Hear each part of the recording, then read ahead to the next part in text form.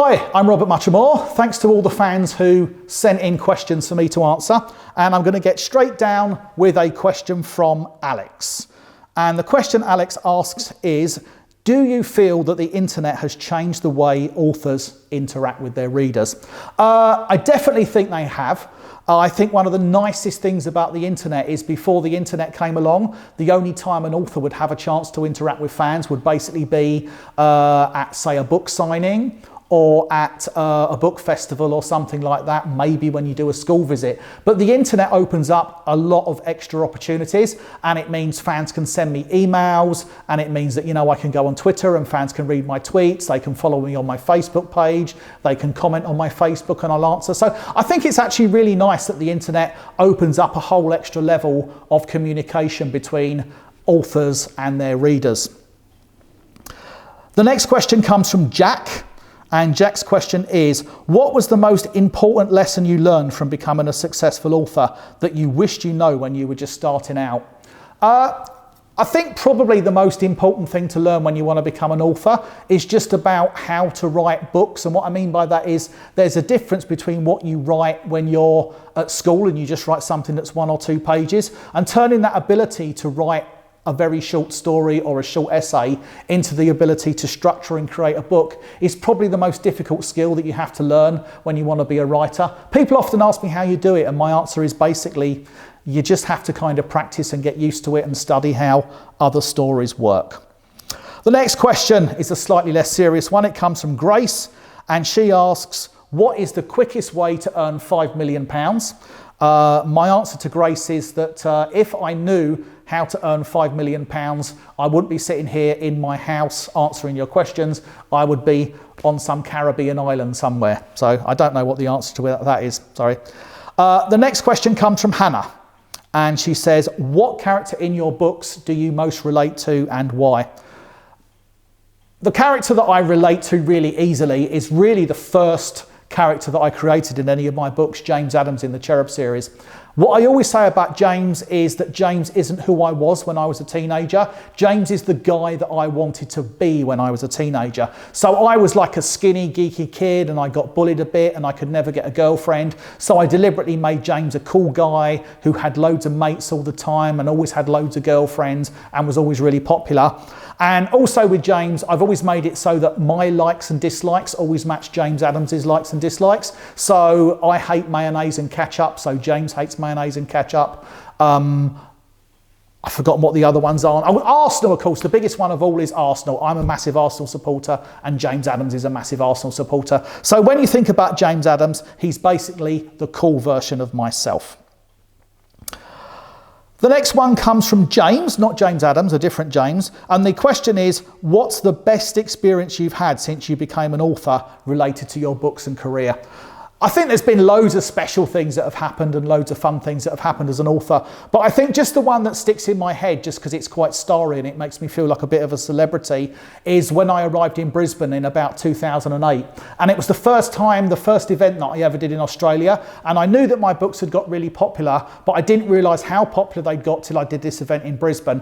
And my publisher actually booked a limousine, and it was like this proper full-on like Hummer limousine with like 6 wheels and a bar inside. And it was just stupidly over the top, and we turned up at this shopping centre in the middle of Brisbane, and there were like about 400 people all queuing up to get their book signed. And when they saw me pulling up in the limousine, they were like all cheering and waving, and it was like being at a Hollywood premiere, not like at a little bookshop signing. So that was actually a really special moment because it kind of made me feel a bit big-headed and very proud of myself. The next question comes from Mason.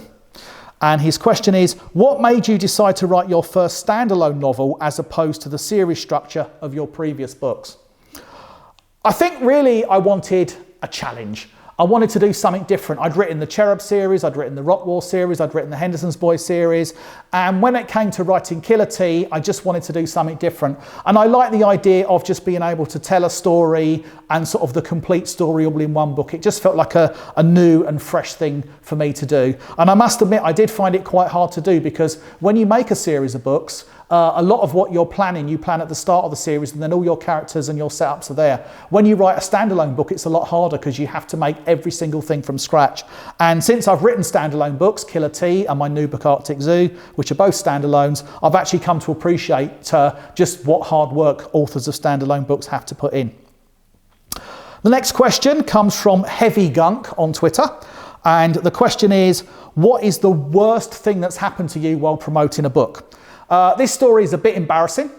It goes back about 7 or 8 years ago, and I did a book signing at a tiny little bookshop in a place called Hove, which is quite near Brighton.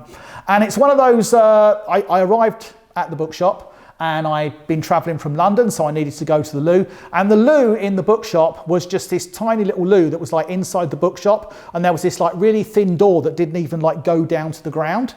And I had to kind of bustle past the queue of people who were all queuing up to get their book signed at my book signing and slide into the loo. And then as I stood up from the loo, there was a big pile of toilet rolls on top of the toilet cistern, and I caught them with my elbow and I knocked all of the toilet rolls and they all went plop into the toilet bowl. So like I'm standing in the middle of this bookshop with a queue of fans like less than a metre away from where I'm standing, and I've basically got all this soggy loo roll and water pouring all over the floor, and it was all really rather embarrassing. The next question is from Christopher, and he asks, do you think children's books need a bit more bite in the 21st century? And do you think you've achieved it by covering more adult themes? I completely agree with what Christopher says. I really feel that kids' books, for older kids, need to have something a little bit more sophisticated to them. Because I think one of the great things about books is you can tell a story in a much more deep and intimate way than what you can with a TV show or with a YouTube clip or with any other medium. So what being a writer means is you can really actually explore those issues and open kids' minds up to things and challenge the way they think about things. And I think that's one of the things that makes books valuable to readers and also makes it really interesting actually writing the books for young people. The next question comes from Scene, and it's a very important one. Sean, asks, would you rather fight one horse-sized duck or 100 duck-sized horses? Now, I get asked this question all the time. It's a very important question. And when I think about it, one horse-sized duck would be this big, giant, fearsome thing with a beak as big as my head, whereas 100 duck-sized horses would just be little things that run around and bumped into your legs. So my conclusion is that I would definitely rather fight the 100 duck-sized horses. And the last question comes from Tina, and Tina asks, you've said you've got no plans to write more cherub books, brackets boo-hoo. So what the blazes are you going to do next?